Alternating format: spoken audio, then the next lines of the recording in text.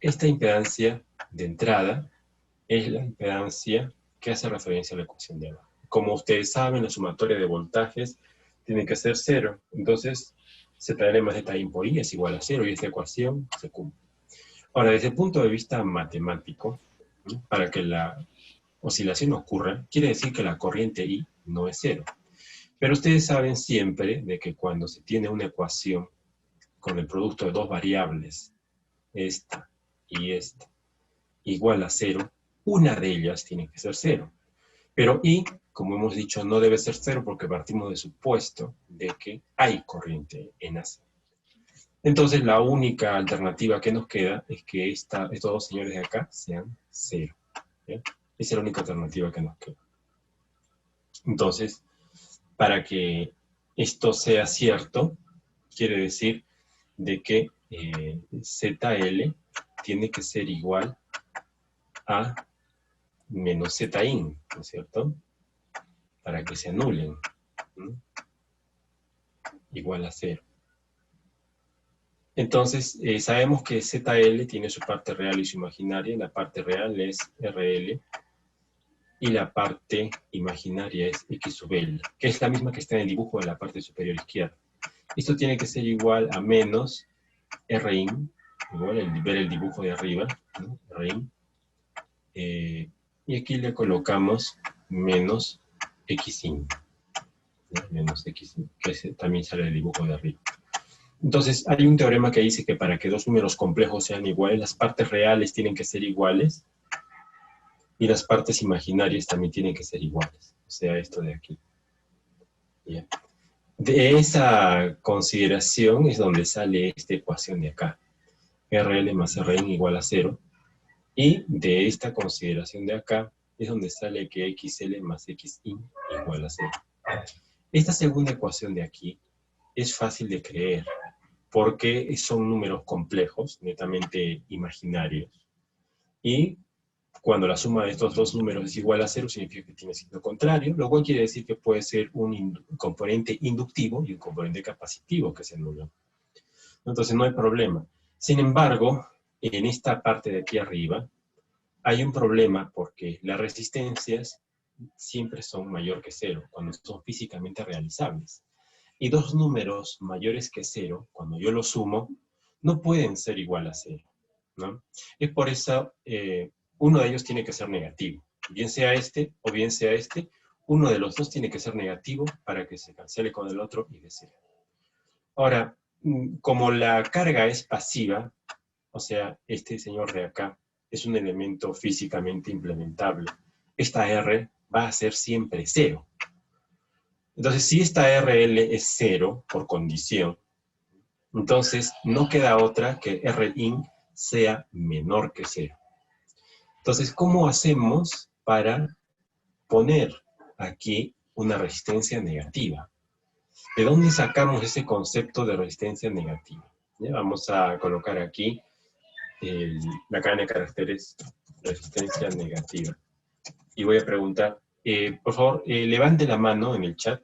¿Quién de ustedes ha oído hablar de resistencia negativa anteriormente?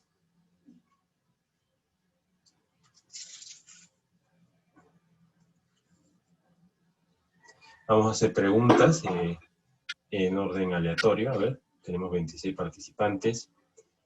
A ver, el señor Collado. ¿Sí? Adelante, veo que está presente. Alejandro, el micrófono, por favor. Sí, ingeniero. Sí. ¿Cuándo hablamos de una resistencia negativa?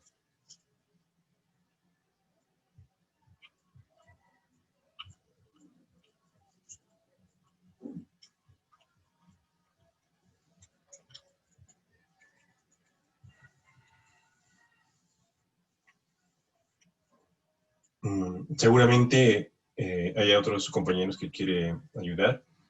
A ver, señor Castro, Cristian Castro, por favor. Sí, presente. A ver, ¿cuándo hablamos de una resistencia negativa?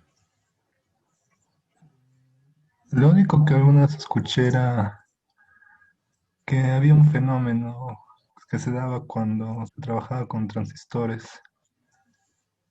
con un, ¿qué se llama? Un transistor unión, y ahí era donde aparecía la resistencia negativa, pero no me acuerdo muy bien cómo era el fenómeno o en qué condiciones se daba.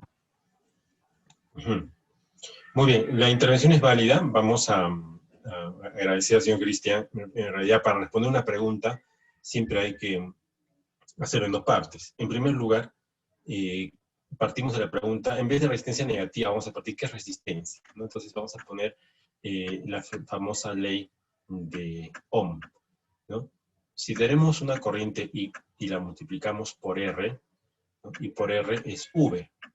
Y de aquí nosotros podemos despejar la resistencia, ¿no? Y casi podemos tener una definición, como que la resistencia es la relación entre el voltaje y la corriente. ¿Ya? Ahora, entonces, eso respondería más o menos a la pregunta, ¿qué es una resistencia? ¿No?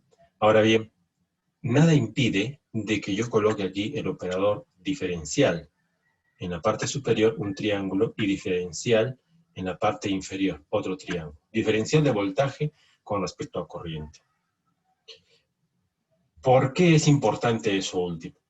Porque cuando hablamos de dispositivos activos, microondas, en transistores, en diodos, generalmente nosotros relacionamos el voltaje con la corriente, ¿cierto? A través de las curvas características. Y de hecho, una de las curvas características del transistor viene así. Perdón, vamos a colocar así. ¿Ya? Una curva característica de un transistor.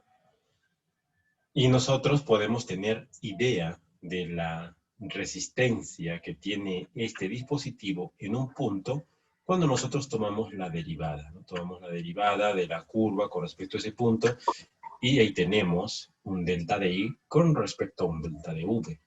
Y esa pendiente es proporcional al inverso de la resistencia, ¿no? Pero lo que tenemos acá son siempre pendientes, ¿no? Que son positivas, son números positivos, estas pendientes son números positivos. ¿No? Sin embargo, la interpretación de todo esto es de que el dispositivo denominado transistor presenta una resistencia en cada punto de la recta de carga, también conocida como una resistencia dinámica, una resistencia viene a ser la derivada de esa curva en un punto. Entonces la pendiente cambia, entonces tiene una resistencia dinámica, pero es siempre positiva. ¿Qué tendríamos que hacer para que esa resistencia, vale decir, esta pendiente que estamos calculando acá, sea un número negativo? ¿Sabe qué tendríamos que hacer? Tendríamos que coger un dispositivo que tenga una curva característica que, por ejemplo, venga así. Y las hay. Hay dispositivos que tienen esta curva característica, empiezan con pendiente positiva, llegan a un punto de inflexión y luego tienen pendiente negativa. Y de ahí sale la resistencia negativa. ¿Ya? Entonces, yo les voy a dar un minuto para que tomen nota de la siguiente idea. La resistencia negativa de un dispositivo activo se obtiene como la derivada de la curva característica de dicho punto en una zona específica. ¿Ya? Entonces, tomar nota de eso, la resistencia negativa de un dispositivo activo se obtiene tomando la derivada de la curva característica de ese dispositivo en una zona específica. Y pueden hacer este dibujo que está acá y poner un punto aquí para indicar de que ahí la pendiente es negativa, tiene esta forma. Dejo un minuto para que tomen nota.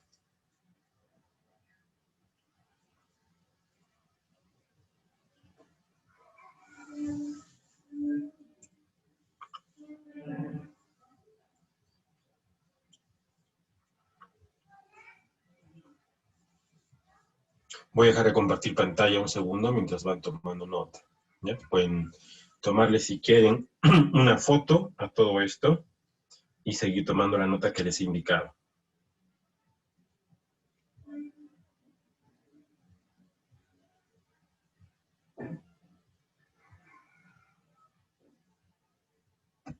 Voy a borrar entonces los dibujos.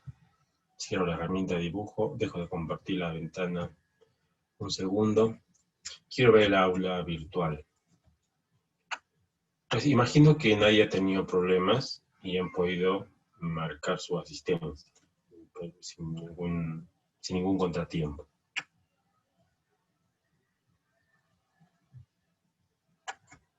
Sí, ingeniero, se puede marcar normal la asistencia.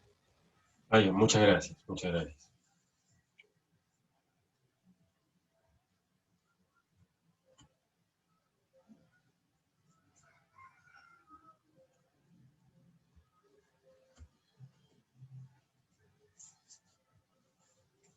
Muy bien, entonces vuelvo a compartir la pantalla.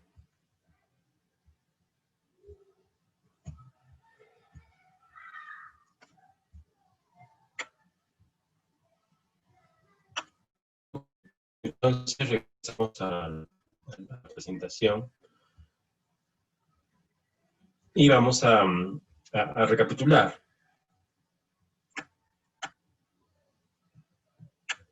Y a mencionar de que en el circuito que se ha mostrado anteriormente, la condición necesaria ZL más ZI por I es igual a 0. Entonces, esa es la condición necesaria para la oscilación. Ahora bien, si nosotros lo expresamos esto en función de coeficientes de reflexión, que son los parámetros que se utilizan más en alta frecuencia, tenemos lo siguiente. Fijémonos aquí. En primer lugar, ya hemos dicho de que ZL tiene que tener el signo negativo de ZI, ¿no? ZL tiene que ser igual a menos ZI. Y, a su vez, tenemos que recordar la definición de ZL, ¿no? De gamma L. Este coeficiente de reflexión en la carga es igual a impedancia de carga menos impedancia característica. Esta ecuación de acá, entonces, sale de colocar esta figura. Colocamos esto aquí, colocamos esto así,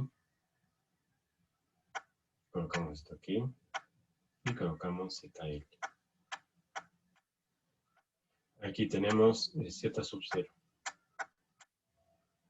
Entonces, este gamma que estamos viendo acá, lo hemos visto en la primera clase, en la primera semana del curso, el gamma L obedece esta fórmula. L menos ZO sobre la suma de los mismos. Pero nosotros también podemos definir el coeficiente de reflexión en la entrada, el IN. ¿Cómo sería el IN? Entonces, el IN sería un dibujo muy parecido a este de acá. Así. Solamente que acá, en vez de ZL, tendríamos el ZIN. ¿No? Así. Este sería el ZIN. Esto, ojo, es el dibujo anterior, el dibujo de arriba, ¿ya? ZIN. Y aquí tendríamos pues nuestro gamma in, ¿ya? Y la impedancia característica del cable viene a ser el Z sub 0. Entonces, si sabemos de que tenemos estos dos dibujos, nosotros vamos a seguir trabajando sobre esta ecuación para convertirla en esta. ¿Qué es lo que se ha hecho? En vez de ZL, le hemos colocado el menos ZIN, que está acá arriba. Y nos queda esta expresión de acá. Luego que tenemos esta expresión, lo podemos multiplicar todo por menos 1. Y multiplicando por menos 1, nos sale esta expresión de acá. Y esta expresión de acá, el libro nos dice que es igual a esto, y vamos a expresar por qué. ¿Por qué es igual a esto? En primer lugar, para responder esa pregunta, tenemos que poner la ecuación de gamma in. En este caso, escribimos así. Gamma in igual a ¿qué? A Z in menos Z0. ¿No? Eso ustedes ya lo saben, no es por definición, sobre la suma de ambas, ZIN más Z0. Y sí o no, de que esta ecuación de acá, todo esto que está acá, es igualito a esto que está acá, pero al revés, está invertido, ¿no? La suma aparece arriba y la diferencia abajo. Entonces, es por esa razón que se pone 1 sobre gamma in, ¿no? Porque esta expresión de acá es el inverso, ¿no? Es lo opuesto de esta expresión de acá arriba. Entonces, Si unimos los dos extremos de estas ecuaciones, de esta y de esta, si igualamos y comparamos estos dos extremos, llegamos a la conclusión de que un circuito se comporta como oscilador cuando el coeficiente de reflexión mirando hacia la carga es igual al coeficiente de reflexión mirando hacia la entrada, pero elevado a la -1. ¿No? Entonces, en su mente tienen que tener ustedes el dibujo de la diapositiva anterior, donde tienen a la izquierda la carga con su gamma L y a la derecha tienen el dispositivo activo. Yo les había dicho de que esas curvas características, estas curvas características que estamos viendo acá, corriente, voltaje, son muy importantes, ¿no? Y a veces uno dice, ¿y dónde encontramos este tipo de dispositivos, ¿no?, que tienen una relación corriente-voltaje de esta forma, ¿no? Entonces vamos a verlo a continuación. Voy a mostrar una figura donde ustedes van a poder ver diferentes dispositivos activos que tienen esa pendiente negativa de corriente versus voltaje. Voy a borrar esto y voy a poner la figura de estos dispositivos.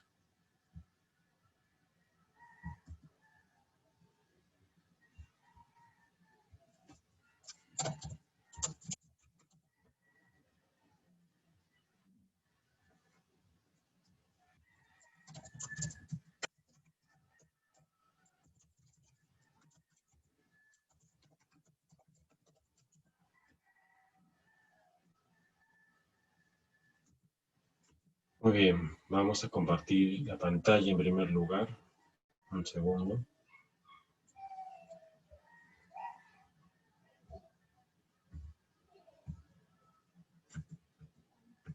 Muy bien.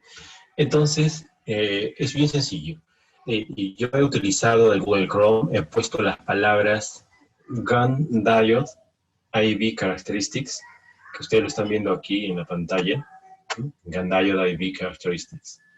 Y en la parte derecha pueden ver una curva roja que relaciona la corriente con el voltaje del diodo. Negative Resistance Region es la región que tiene pendiente negativa. Aquí es la zona de operación donde el dispositivo se comporta como resistencia negativa. El símbolo del diodo GaN lo están viendo aquí, vamos a ver, es este de acá. Y tienen aquí su circuito equivalente. ¿Ya? Esa es la curva, ¿no?, con pendiente negativa, lo que están viendo acá. Muy bien, entonces ahora uno se pregunta, ¿cómo hago yo para obtener la resistencia negativa en sí? ¿Saben cuál es la respuesta? Simplemente tienes que polarizar el diodo GaN en un punto, por ejemplo, aquí, ¿no? Se le mete este voltaje y ahí tienes la certeza de que estás en la zona de resistencia negativa. Igual acá, le meten un voltaje de polarización que caiga justo en la mitad de este punto. Evidentemente tienen una corriente positiva en DC, pero la pendiente es negativa. Todo esto que están viendo acá es una pendiente negativa. Entonces, una resistencia negativa. Entonces, de esa forma obtienen esto con el dispositivo GaN. Y físicamente, ¿cómo es? Vamos a verlo en la siguiente figura. Este es el dispositivo diodo GaN. Es un dispositivo que aproximadamente mide 1 centímetro de largo por medio centímetro de ancho, ¿ya? Es un diodo usado en alta frecuencia. Y tiene esta particularidad de que tiene pendiente negativa. Sin embargo, no solamente el diodo GaN es el único dispositivo que nos da corrientes negativas. También podemos tener transistores FET, que en condiciones de polarización especiales, estos transistores FET, algunos FET especiales, pueden generar también zonas de resistencia negativa. Entonces, diodos GaN o transistores FET pueden utilizar para la construcción de osciladores. Ok, regresamos entonces a la diapositiva.